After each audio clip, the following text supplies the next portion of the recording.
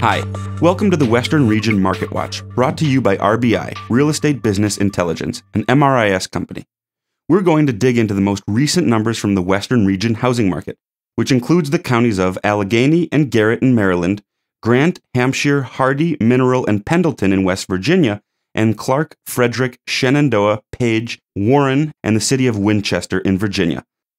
Despite some choppy waters in August, there have been noteworthy shifts occurring on both sides of the closing table.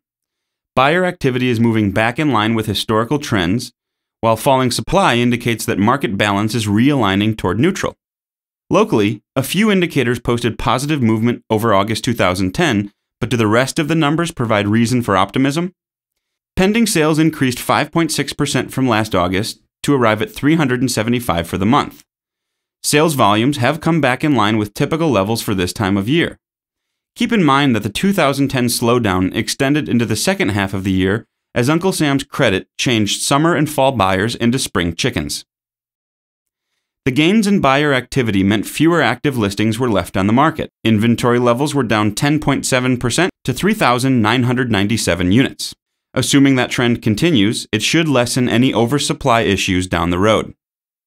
Prices were down from last year. The median sales price decreased 8.9% to $145,750. Since they lag behind changes in demand, prices were elevated at this time last year due to the purchase incentive. A few short years ago, sellers in many markets were faced with steep competition from bank-owned properties.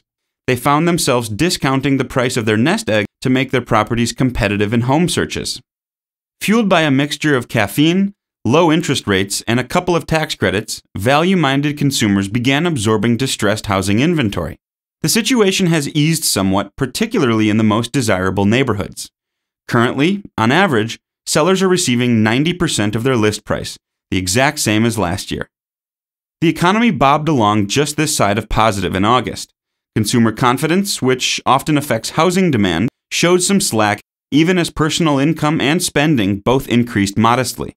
Low interest rates, declining supply, and stabilizing price movements are beacons of hope in the harbor, but the recovery still needs wind in its sails.